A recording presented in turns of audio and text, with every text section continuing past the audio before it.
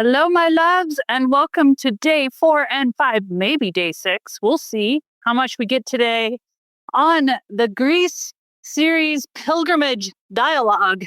You guys, thanks for joining the show. Thank you for being a part of this journey. Wow, we have gotten vulnerable together. I'm nervous to put out this stuff that I shared. It's so vulnerable. It's so raw. But heck. Welcome to the Danette May Show, where you'll receive profound breakthroughs, courage to break old patterns, and live into your soul's purpose. Each week, I will bring you epic guests and live coaching to remind you of your power. You have the ability to achieve extraordinary things, and the time to start is now. I feel like we're in a new timeline, a new way of being. And if I can't be super vulnerable and just speak my truth, then what is everything for, right? And I have a feeling that you actually appreciate it, whether you agree with me or not, or like what you're hearing or not, or would do the same things that I would is irrelevant. It's just my journey. And I feel like when I have learned from others about their raw truth, it's just given me permission to share mine and to feel mine. So thanks so much for being a part of this journey, you guys. I hope you're liking it. And if you haven't already listened to the previous episodes, I would recommend. It's the how, it's the why, the essence of this whole thing, why I'm even going on this trip, and what is unraveling and occurring. Day 3 was a doozy. Oh my goodness, that was the last episode, and it was a tough one. It was a deep one. I'm wondering if any of you felt that energy and felt those same feelings in maybe a different way. I am still walking. So we're doing these conversations out on the trails, out on the roads, just walking. So hopefully you're walking too. And let's jump right in. Hey love, Danette May here, and this series is personal. It's the messy, magical, and deeply sacred journey back to Greece. To me, this is not just the land or a vacation, but this was a soul call. This was me finding the wild feminine rising inside of me and sharing it with you. It's a story of breaking patterns, hearing spirit, and daring to say yes when it made no sense. If you've ever felt the pull to remember who you really are or to do something just radical or crazy, you're not alone. Let's walk this path together. Before we dive deeper, a quick message from today's sponsor.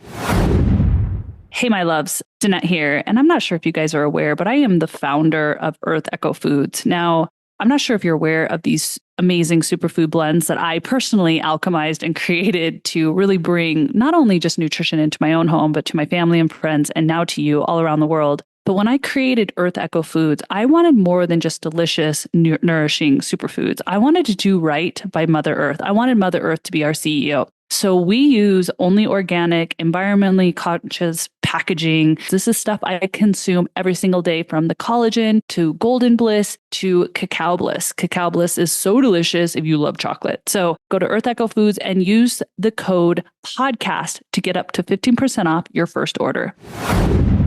All right, guys. So day 4 was about getting out, heading to a new location, really driving through the mountain range. And so I went with my girlfriend and we got in the car and we went to Chania. And it was obviously Minoan civilization all over in Chania, but the Venetians came in. It's even said that Mark Antony gave Cleopatra the Cretan island. So her influence, the Venetian influence, is so strong over in Chania. Court and all the structure, just, oh man, history upon history, building upon one another.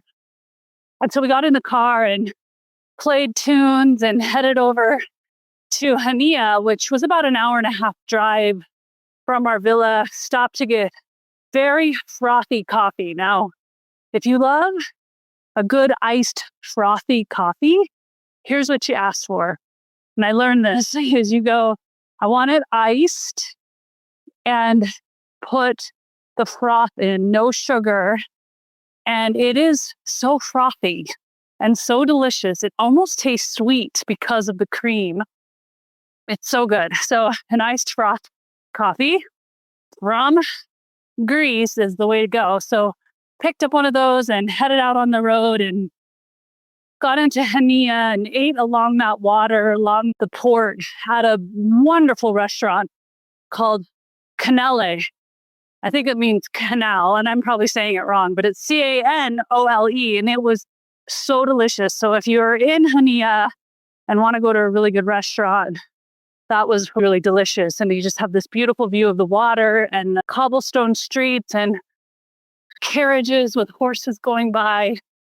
And we did a little, after we ate this delicious meal, trust me, I've been drinking wine every single day, every single meal. And every day, I'm like, not going to have wine today. And of course, I order wine. I have not drank this much wine ever in my life, but somehow it just tastes different. It lands different in the body. I never feel gross after drinking it. Heck, I've been drinking my way through Greece. And we went shopping.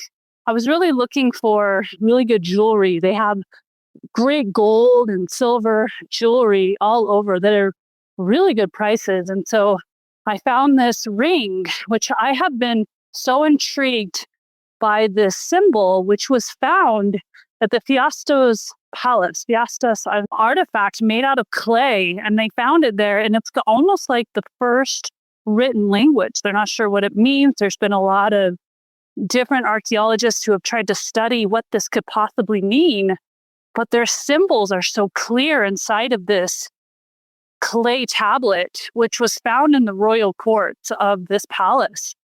And I've always been really drawn to it. I have a feeling it has really deep codes to it. So I found a ring, a gold-plated ring with that, and it just fits so nicely. It's a good remembrance. And I got my daughter's necklaces and was looking for some great shoes. They have some good handmade shoes there made from leather. So I got some shoes. I felt like it was a very successful trip.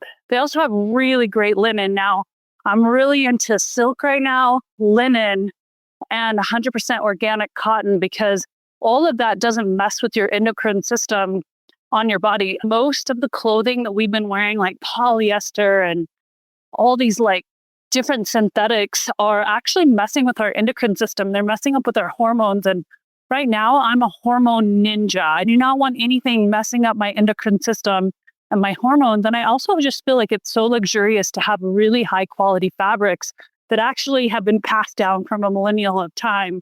So you can get a lot of great linen in Greece, handmade there, plus silks and cotton as well. I was looking for a very traditional Grecian dress made by the local, but I didn't find that. So maybe the next trip.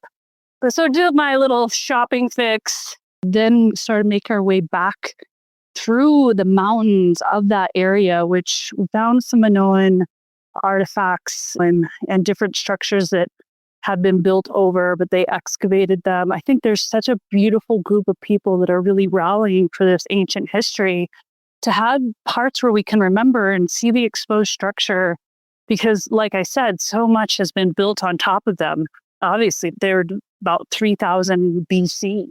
So that was really beautiful just to be walking in town and see these old Minoan structures, which just, it feels like I've been in some timeline all over Crete. Just so much remembrance, so much love. And there's this beautiful small villages up to those mountains that there's some caves that obviously so much history around Zeus and Apollo and the different stories we've heard about where they would say that this is where they were born and this is where they hung out. And caves held a lot of remembrance for them and a lot of ceremony and sacredness. And I think it's awesome to be able to go into these caves and just feel what they might have felt and what they were experiencing and drawing in, but while being in a cave and why choosing a cave, which I think is just so beautiful to be in nature and to be in these caves. But this back mountain range near Chania is just so lush, so beautiful with rivers and tall trees. And like I said, the landscape of Crete is just so phenomenal. We got back quite late, very exhausted, went straight to bed. And then the next day I had plans. I was going to get up early and go explore some more. And it started raining.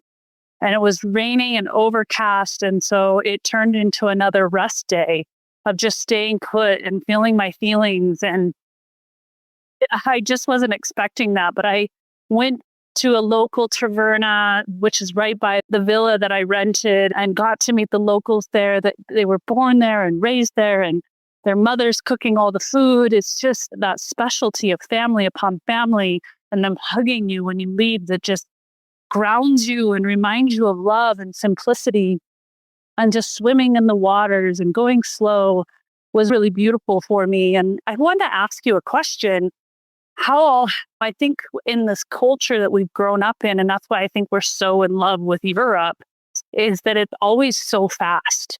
It's not taking time to cook food. It's like, how fast can I go pick up takeout? Or can I swim in waters because it feels delicious and take a nap?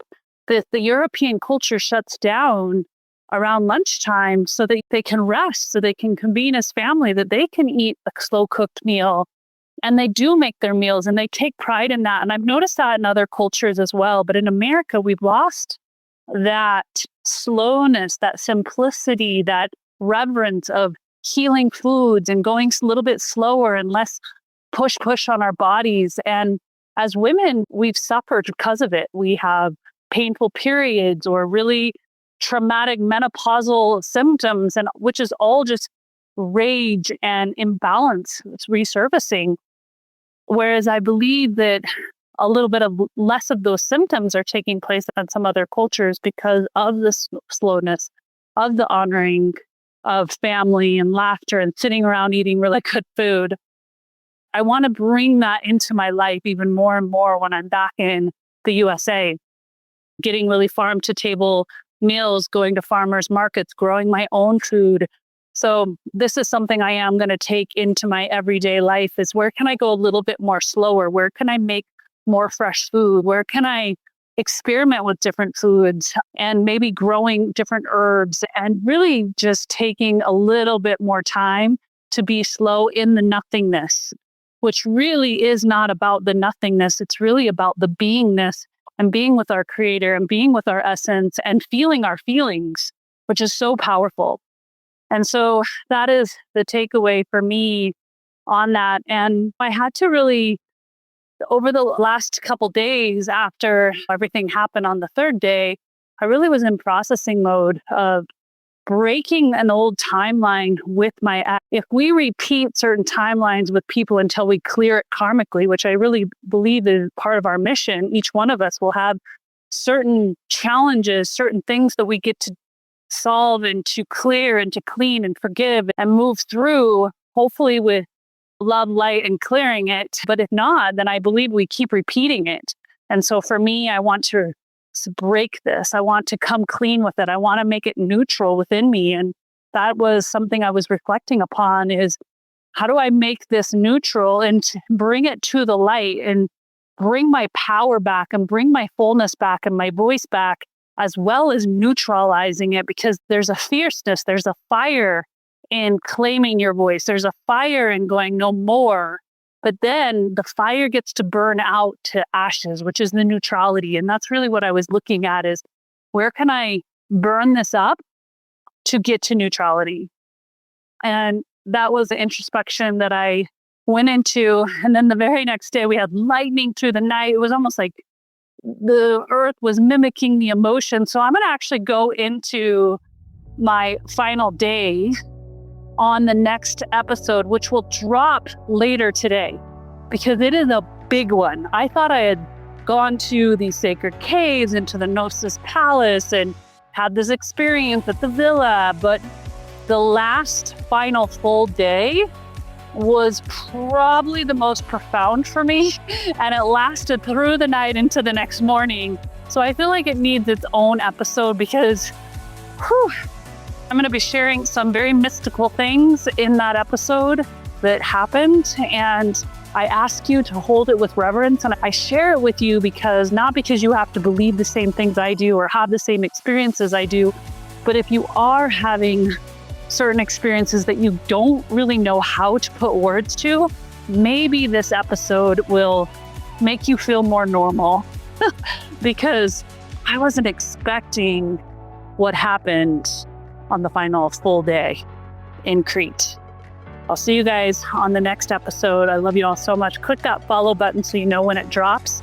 And I can't wait to hear from you. What are you enjoying this? Do you like these? Do you want me to do more of them when I go into other locations around the world? Let me know, and I'll see you on the next episode.